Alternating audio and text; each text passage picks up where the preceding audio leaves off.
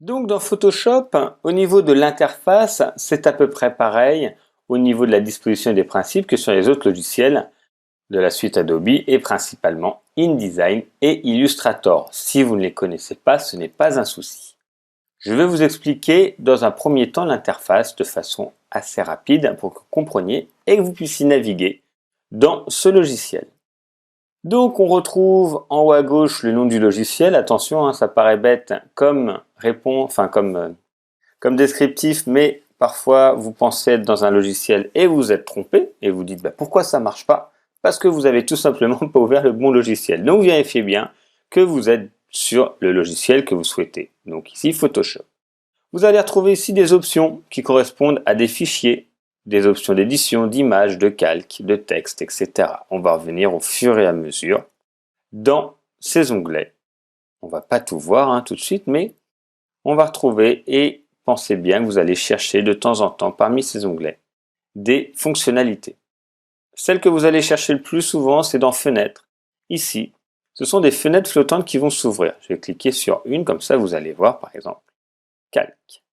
Et là, j'ai une fenêtre flottante qui va s'ouvrir. Et à chaque fois, maintenant qu'il y a une fenêtre flottante qui est ouverte, j'ai un petit check là qui arrive pour dire que c'est une petite flèche là pour dire que c'est ouvert. Si je clique sur un autre, je vais avoir la palette qui va arriver. Et je vais retrouver ici le deuxième nuancier qui est coché. Et ainsi de suite. Réglage. Et je vais retrouver réglage. Si je reclique dessus, ça va disparaître. Mais je peux fermer également la fenêtre en cliquant sur la petite croix en haut à gauche de cette fenêtre. On va retrouver ici des options. Les options de l'outil qui est sélectionné. Suivant l'outil qui est sélectionné, vous voyez, ça change. Il y a les paramètres qui sont différents suivant ces outils-là. Donc, on viendra au fur et à mesure des formations sur l'utilisation des outils les uns par rapport aux autres. Et donc, les outils se trouvent sur une fenêtre flottante également. Alors, on la place à 95% du temps, les gens la placent à gauche.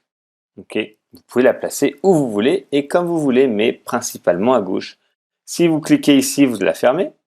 Et vous pouvez la retrouver si ça vous arrive de la fermer de temps en temps. Retrouvez ici, Outils. Options, c'est ce qui est en haut, vous voyez. Fenêtre, ici. Et le cadre de sélection, vous pouvez le cocher ou le décocher, la manière dont c'est fait juste ici. Et donc si vous, par mégarde, vous fermez la palette des outils, vous cliquez sur Fenêtre, Outils, parce que c'est une fenêtre. Et si vous voulez que ça soit sur une colonne au lieu de deux, vous cliquez ici. Vous pouvez avoir que ça soit plus fin. Ça, c'est un choix que vous allez faire. Et je reviendrai sur les outils au fur et à mesure, les uns par rapport aux autres, pour vous expliquer.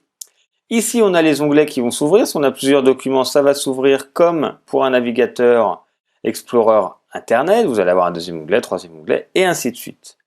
Et donc les flèches flottantes que l'on va retrouver juste ici, qu'on place généralement à droite. Et vous vous rendrez compte que la palette des calques, vous la laissez tout le temps ouverte parce qu'on utilise tout le temps les calques. Je vous expliquerai tout ça. Et vous pourrez retrouver ici deux options. Mais c'est un doublon en fait de ce que vous retrouvez juste là. C'est ici. Donc voilà pour la présentation rapide de l'interface. Et tout en bas, vous avez des options par rapport à des zooms et des informations que vous pouvez demander. Voilà, on ne regarde pas forcément tout le temps. Mais principalement, c'est ce qui se passe au-dessus et les données qui se trouvent juste là au niveau de Photoshop. Voilà pour l'interface de Photoshop.